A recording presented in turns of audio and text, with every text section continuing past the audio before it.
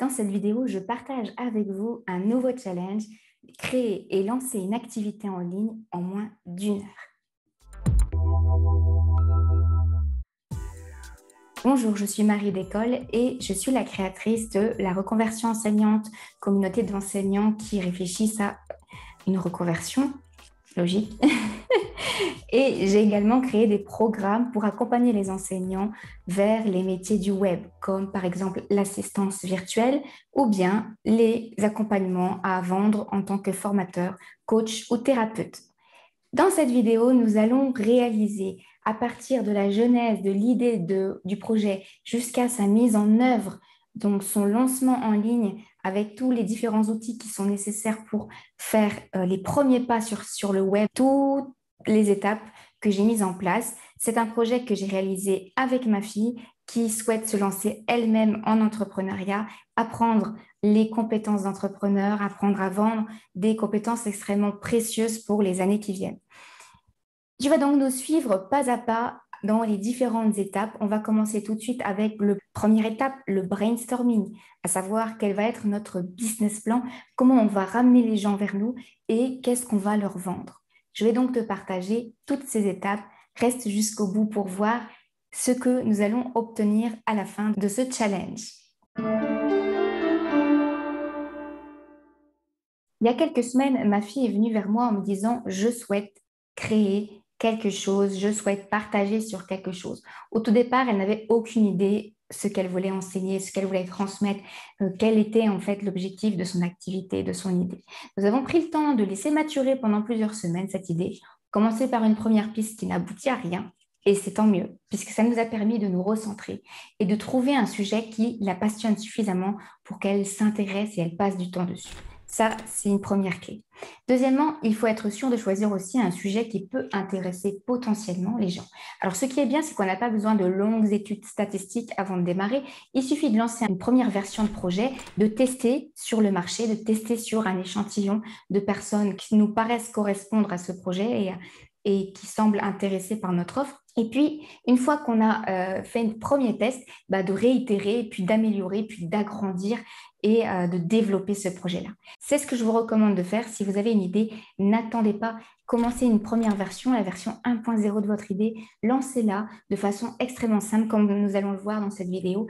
Et puis, testez, allez chercher des premiers clients, allez chercher des bêta-testeurs et voyez si ça fonctionne, qu'est-ce que vous pouvez améliorer. Et puis, vous passez à l'étape suivante et vous améliorez à chaque nouvelle action. Donc, avec ma fille, nous nous sommes mis d'accord sur le sujet. Le sujet, ce sera donc les princesses. Une fois qu'on a défini le sujet, il va falloir comprendre quel modèle d'affaires on peut mettre derrière ça. Les princesses, oui, mais qu'est-ce qu'on fait avec ça? Qu'est-ce qu'on vend? À qui? Pourquoi? Comment? Nous avons donc établi un premier schéma qui nous a permis de définir un peu plus le business plan. Nous sommes mis d'accord aussi sur les moyens de communication, quels vont être les médias à choisir en fonction de la personnalité qui veut communiquer. Est-ce que ça va être de l'écrit? Est-ce que ça va être de l'audio? Est-ce que ça va être de la vidéo? Et puis, on a commencé à construire cet écosystème que nous allons justement réaliser sous vos yeux. Alors, c'est parti. Je me mets derrière mon écran et je vous montre tout ça en vidéo. Avant de commencer, un petit point sur le plan en question. Alors, nous avons dessiné les différentes choses à mettre en place progressivement. On a la page, le groupe Facebook, on a aussi une page de capture, on va vous expliquer ça tout de suite, la chaîne YouTube par la suite et le site web aussi également. Et puis à ce stade, on a déjà réfléchi à un système pour collecter les emails des personnes. C'est un point extrêmement stratégique et important dans votre marketing. C'est ce que j'explique aussi dans le programme de l'école du web, c'est comment est-ce qu'on va faire pour conserver la relation avec ces gens, parce que on le sait, les réseaux sociaux, ça ne suffit pas, le site web non plus. Donc on doit déjà à ce stade réfléchir à la façon dont on va pouvoir continuer la relation, donc récupérer le mail de nos potentiels clients. Alors, une étape intermédiaire que j'aime bien réaliser avec mes clients et en l'occurrence ici avec ma fille, puisque c'est avec elle que je travaille sur ce challenge. En fait, c'est pas mal de passer par l'étape de créer sa marque et donc de créer son branding, c'est-à-dire les visuels et l'univers de la marque que vous voulez développer avant de vous lancer dans la création de l'écosystème de vente, parce que vous allez avoir besoin de toute façon d'illustrer pas mal de vos page Facebook, chaîne YouTube, etc., à chaque fois, on va vous demander de produire des bannières, des logos, des choses comme ça. Donc, je vous conseille de commencer avec un logiciel ultra simple que même ma fille de 10 ans peut utiliser. Il s'agit ici de Canva, qu'elle apprécie particulièrement. Et dans ce logiciel, eh bien, vous allez voir qu'en quelques minutes, vraiment en quelques minutes, on peut créer un premier logo, une première bannière pour notre page Facebook, parce que nous allons commencer par la page Facebook aujourd'hui. Donc, du coup, je vais vous présenter rapidement ici, mais vous allez voir, il y a plein de tutos en ligne. Nous avons donc créé un logo. Alors, bien sûr, on a pris le temps de se concerter ensemble pour voir qu'est-ce qu'on pourrait créer comme type de logo. J'en ai fait un certain nombre. Vous n'êtes pas obligé de faire pareil pour voir un peu dans quelle ambiance vous voulez partir. Là aussi, il faut définir à l'avance quelle est sa cible, c'est-à-dire qui est le client idéal. En l'occurrence, ici, il s'agit de très jeunes filles entre 7-8 ans et 12 ans peut-être.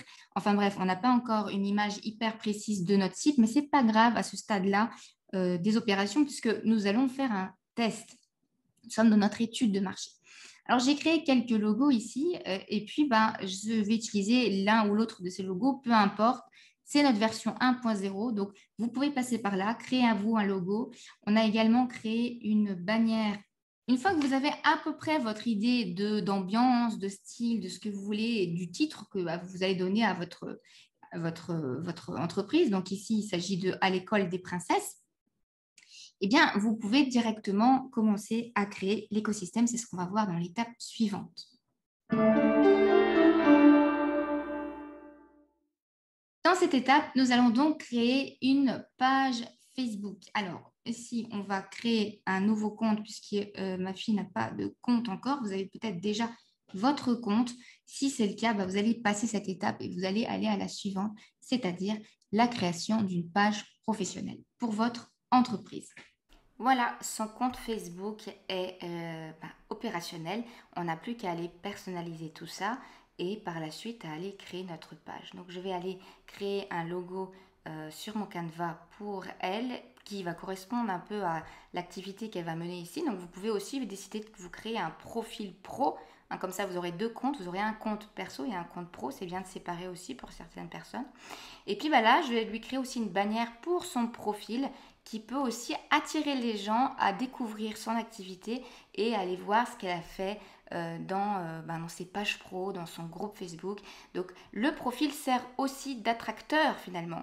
Et vous pouvez le mettre dans la bio. Par la suite, vous pouvez mettre le lien de votre groupe. Alors là, je crée la page en direct. Donc j'ai accéléré un peu parce que ça va vous permettre aussi de voir toutes les étapes les unes après les autres sans trop perdre de temps. Je prends mon logo sélectionné, j'ai pris ma bannière également et c'est l'étape de personnalisation. Alors il y a pas mal de choses à aller voir, je vous invite à aller voir ça dans les paramètres. Il y a des boutons, il y a des choses à régler sur votre page et tout ça vous le faites tranquillement à votre vitesse à vous. Maintenant, c'est parti pour le groupe.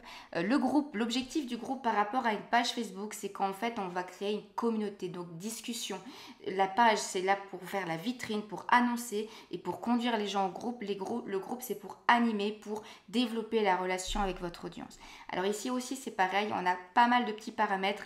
Ça fait presque le 30e groupe que je crée, donc j'y vais vite ici, mais vous avez peut-être besoin de prendre le temps d'aller voir les paramètres administration du groupe.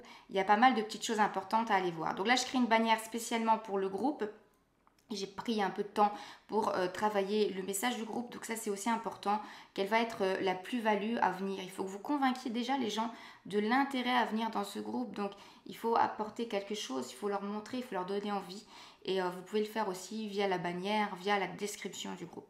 Ne négligez pas le nom du groupe aussi, ça c'est important pour que les gens puissent vous trouver, même en cherchant dans la barre de recherche de Facebook, qui devient lui aussi un moteur de recherche. Alors voilà, j'ai terminé avec la bannière, j'écris donc ma description pour être le plus précise possible, et puis je vais ici créer une première publication qui va créer un premier engagement, donc j'accueille mes membres, déjà je leur donne envie de parler, ça c'est très important pour l'engagement dans un groupe Facebook. Voilà, c'est fait. Maintenant, je passe aux paramètres. Donc, je vais mettre un nom de groupe beaucoup plus facile à retenir que les numéros que Facebook me propose. Comme ça, je vais pouvoir venir partager le nom de mon groupe dans mes profils et mes réseaux sociaux. Je paramètre aussi des questions à l'entrée pour sélectionner la bonne audience parce que dans ma tête, je suis déjà assez clair sur les grandes bases de mon audience, je dois donc faire le tri à l'entrée de mon groupe entre les bonnes et les moins bonnes personnes.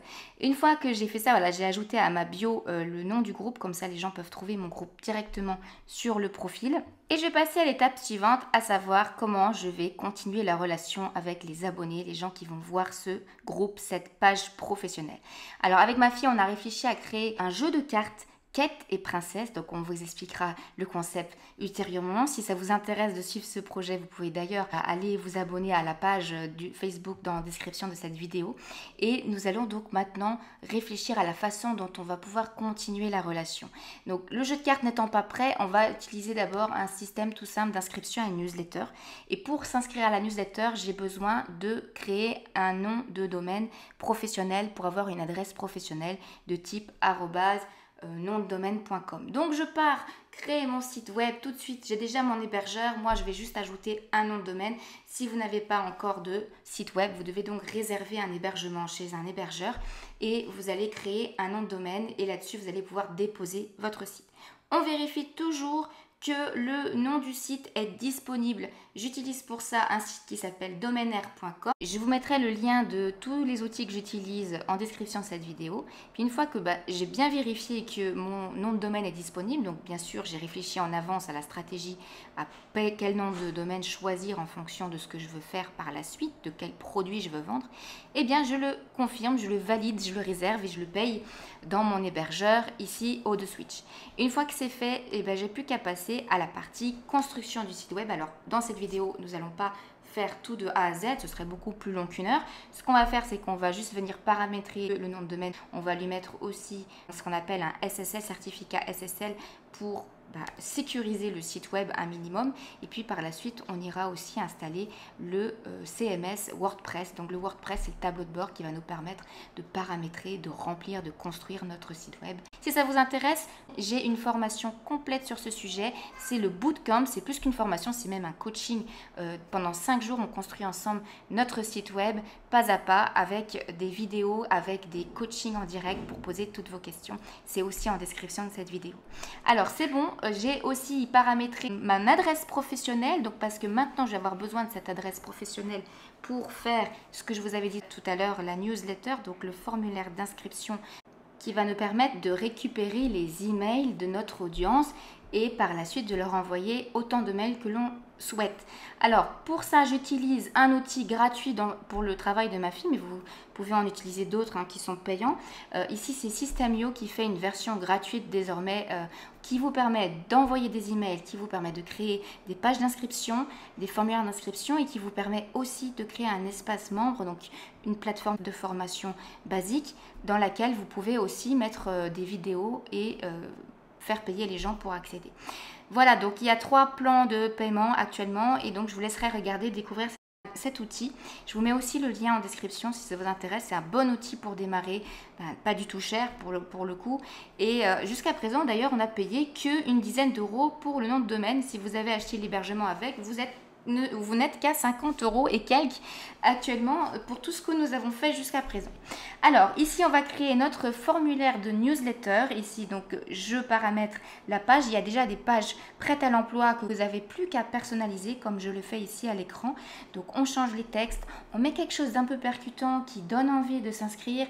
On peut offrir quelque chose en échange. Alors moi j'ai pas encore le jeu de cartes dont je vous parlais tout à l'heure, mais si j'avais le jeu, je pourrais dire aux gens reçois ton jeu de cartes et envoyer le PDF aux gens.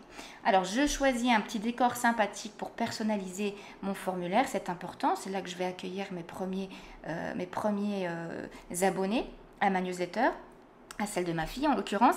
Et donc du coup, il faut vraiment soigner ça aussi pour lui donner votre ton à vous, pour que ce soit original, que ce soit votre angle à vous, que ça donne envie. Donc voilà, le formulaire est paramétré également pour les téléphones mobiles. On enregistre à chaque étape évidemment ici et vous pouvez ensuite ajouter, envoyer un mail, vous pouvez ajouter des options pour configurer tout ça. Maintenant, je vais retourner sur Facebook pour pouvoir ajouter le lien de ma newsletter un peu partout. Je peux l'ajouter sur ma page, je peux l'ajouter sur mon profil pro, je peux l'ajouter sur mon groupe Facebook. Partagez au maximum ce lien évidemment puisque c'est ce lien-là, la porte d'entrée dans votre communication pour pouvoir par la suite proposer vos produits, vendre, faire grossir cette liste de mails. Et c'est ça aussi la base du succès de bien des activités en ligne. Donc ici, j'ajoute aussi sur ma page, voilà, c'est fait. Je mets un petit tag en place, donc là je ne rentre pas dans les détails, donc il y a des petits paramétrages à faire aussi au niveau de au système.io. Donc là, à vous aussi d'aller découvrir cet outil. J'explique aussi cela dans ma formation. Si vous souhaitez vous faire accompagner par moi, vous pouvez aussi avoir ces tutoriels en détail, pas à pas, pour que vous puissiez mettre en place ça pour votre activité. Une page de remerciement derrière la page d'inscription, c'est comme ça que ça marche. Donc une fois que les gens ont validé, ont inscrit leur mail, ils vont tomber sur cette page de remerciement. Là, vous pouvez aussi les renvoyer vers le groupe. N'oubliez pas toujours de les inviter à aller voir des nouvelles partie de votre écosystème, hein. Et puis quand vous aurez votre site web aussi, vous pouvez les inviter vers votre site web, vers votre chaîne YouTube, vers votre podcast, vers votre Instagram. Ouais, vous pouvez tout paramétrer ici et encourager les gens à circuler dans cet écosystème. Donc j'ajoute ça, voilà, j'ajoute le lien du groupe ici sur ma page de remerciement, comme ça ils n'ont plus qu'à cliquer pour rejoindre le groupe. Et puis ce sera déjà une bonne première partie d'achevée pour cet écosystème de l'école des princesses. Dernière partie dans le cadre de ce challenge de la création de l'écosystème de ma princesse, eh bien il s'agit d'aller créer le compte Instagram. Là je ne vous mets pas de tuto parce que c'est quand même assez simple d'accès. Et puis vous allez connecter votre compte Instagram à votre page Facebook, ce qui vous permet de faire d'une pierre deux coups, de publier à 2 endroits à la fois et puis de multiplier les chances que l'on vous découvre, qu'on découvre votre travail. L'écosystème est en place, celui de base, on n'a plus qu'à créer le produit et vendre. Si toi aussi tu souhaites te former pour réaliser tout ça et mettre en place ton activité en ligne avec les bons outils et avec les bonnes compétences marketing, alors tu peux t'intéresser au programme L'école du web où je t'enseigne tout ce que j'ai appris, tout ce que je mets en application dans mon propre travail et dans les activités des collègues que j'accompagne dans le cadre de l'école du web. Toutes les informations du programme et les témoignages des élèves qui ont suivi la formation se trouvent en description de cette vidéo.